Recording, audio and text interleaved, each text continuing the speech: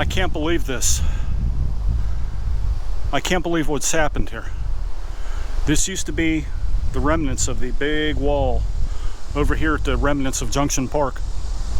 And in this episode that I want to talk about today, I was going to talk about a lot of the historical wall here, but somebody put all of this timber in here and sort of closed it up, if you will. I can't believe that this occurred. I can't believe it. Let me try to go up here.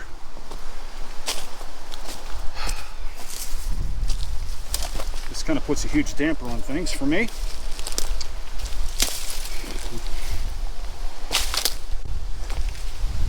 Yeah, see? There's part of the wall right there at the end of the corner there to your right. It's all filled in with trees. Unbelievable. Who would do this? Does anybody know?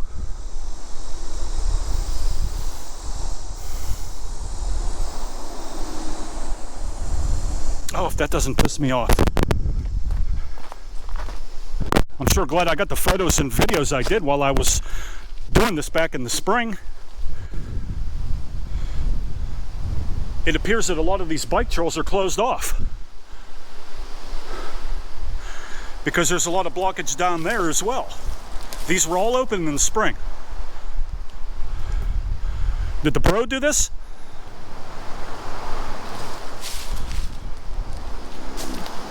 What purpose does it serve other than make it look uglier than what it was already?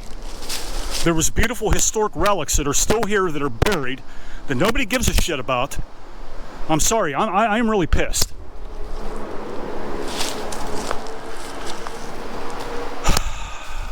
Before I get more vexed, I'm just going to say what I have to say in this episode. And I'm sorry I can't show you any more, but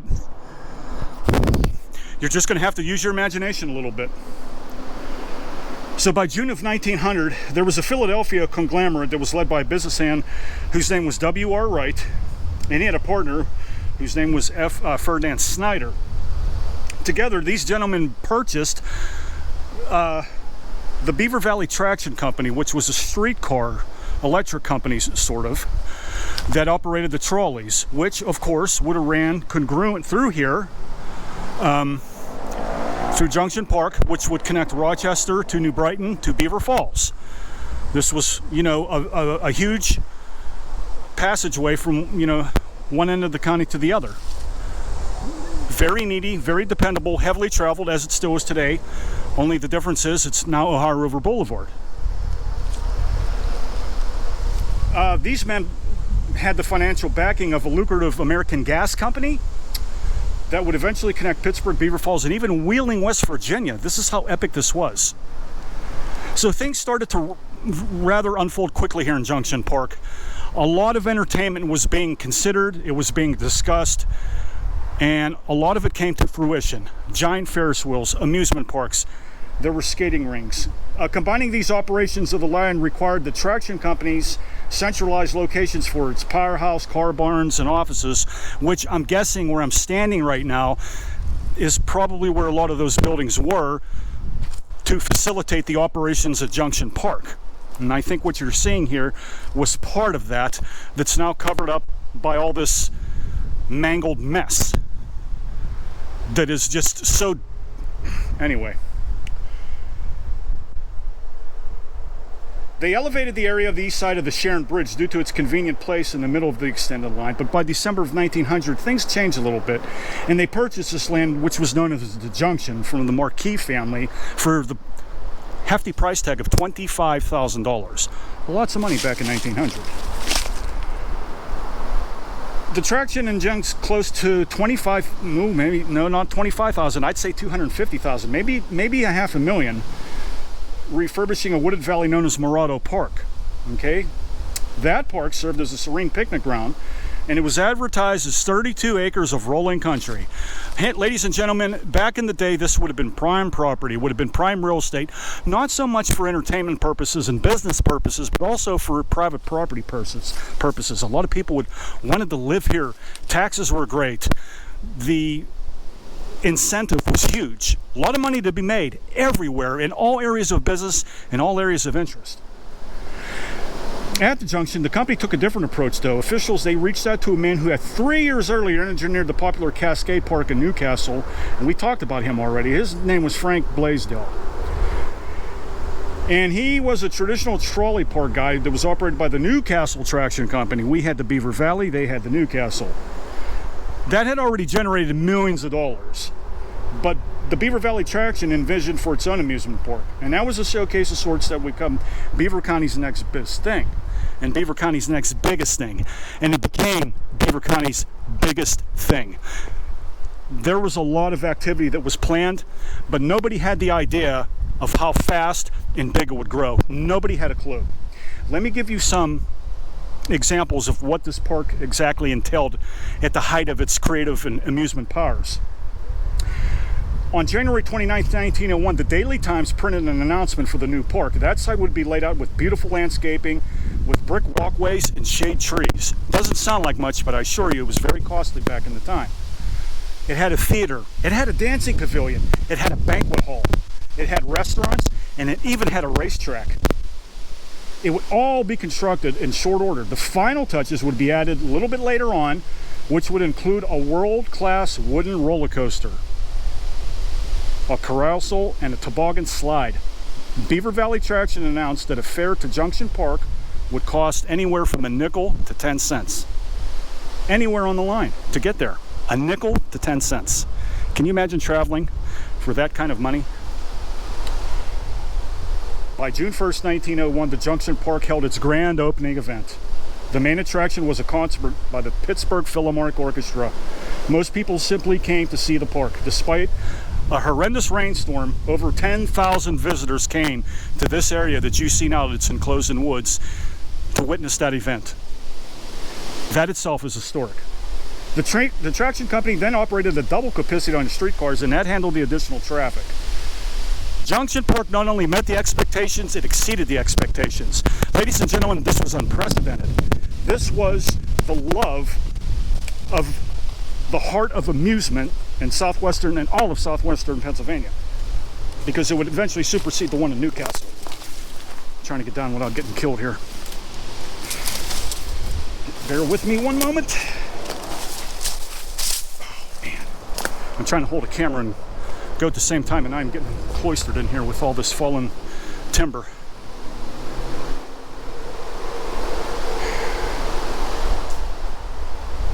During the 2 decades of the 19th century, the biggest events in Beaver County took place at one of these 2 places, and the first was the Beaver County Fairgrounds in Beaver. And I have taken photos of that. There's still a plaque there in the town of Beaver where that was at. And there was a large area where the Beaver County Times building is now located. And the second was, of course, there was another amusement park prior to Junction Park, and one was called the Aliquippa Park. My father talked about that. Not that he had witnessed that, but he had certainly talked about it. And the amusement park was owned and operated by the P&L Railroad on the Ohio River. Aliquippa Park began to decline at the turn of the century. Then it disappeared when the junction of that park was sold to Jones and Laughlin Steel Corporation in 1906. But prior to that, there was a lot of organizations that held their annual meetings there. There were times when a railroad would have to run a dozen or more excursion trains to Aliquippa Park just to handle the traffic. That's how busy and prosperous this place was. This whole area, this whole stretch of between the Beaver River and the Ohio, it was just extraordinary. It still is extraordinary, but it's not on the level anymore than it once was. So you have to use your imagination a little bit, and you have to delve into the past. But the loss of the park left an opening for a new venue to take over at the center of attention. Junction Park was that. The fair was the big event to call the Junction Park home, but it wouldn't be the last. There were 2 baseball diamond fields that were built in infield of the racetrack in 1908, and the grandstands at the park were expanded to seat more than 10,000 spectators. More than 10,000, ladies and gentlemen. This is in Beaver County. This is in the 1900s, the turn of the century. Still has not even been our #1 commodity yet. This is before the steel mills. They were beginning to emerge, but this was just at the dawn of the Industrial Revolution in Beaver County. It was perfect timing. It was absolutely perfect timing. There were teams from all over the region that would stage games. They had amateur and semi-pro teams from Beaver Falls and Rochester. They played in major league clubs and exhibition games. Players like Honus Wagner, Max Carey, and even Josh Gibson played on the Junction Park Diamond baseball field. Josh Gibson walked on these grounds. High school football took over the infield each fall. Rochester, New Brighton, Beaver, and Beaver Falls all play their rivalry games at the Junction, sometimes back between 10,000 and 15,000 spectators. That's way more than what we see at games today. There were even boxing matches that were held at Junction Park. There was a 10-round fight between Newcastle's Mickey Forkins and Johnny Kirk of Pittsburgh in June of 1920. It drew the largest boxing crowd in county history. Both Rochester and New Brighton had robust boxing traditions in those days due to their proximity to the park. But despite that diverse area of sporting events at Junction, horse racing was always the major draw. Horse racing was so popular in Beaver County, it was surreal. But moving beyond sports, Junction Park also hosted many significant events. Penn State University's local alumni called the park home for its annual reunion beginning in 1909, but it was attended close to 1,000 people each year. Perhaps the most celebrated event that took place around here was probably the Ringling Brothers Circus, and it brought its show to town. And the circus staged the parade through New Brighton. It erected numerous tents, and it was estimated that more than 55,000 people attended the circus over its 2-day showing. In Pennsylvania Railroad even erected a temporary station and lounge for its customers who were attending the circus. I'm doing research on that. I'm yet to find where exactly its location is, but when I do, I will give you an update about it. But as the automobile era came into Beaver County, Junction Park moved into a different kind of racing. It did have open invitation Ford races with a big draw during the 1920s. And even on several occasions, the park hosted a full 100-mile stock car race that brought fans from hundreds of miles around. But despite this popularity, Junction Park did have one enemy that was completely dedicated to its eradication and bankruptcy. And that enemy is still prevalent today here in this very location in Beaver County. It is still here, and that enemy is Mother Nature. The Beaver River is subject to prone flooding all the time. It has a history of terrible floods. Bridgewater's been underwater more times than anyone can count, especially folks that live there. Consequently, Junction Park was no exception to that, and it was never spared.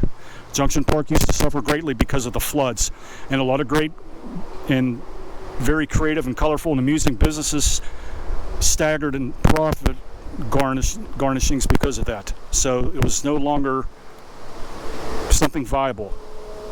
And plus, with the era of automobiles rushing in, Junction Park went on a decline.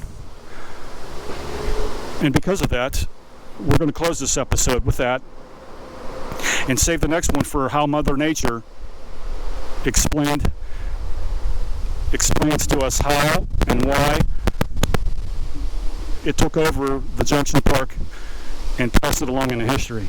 But before I close this video, I want to show you a little historic memorabilia piece that I have here in my hand that I took off one of these old abandoned poles that you see here.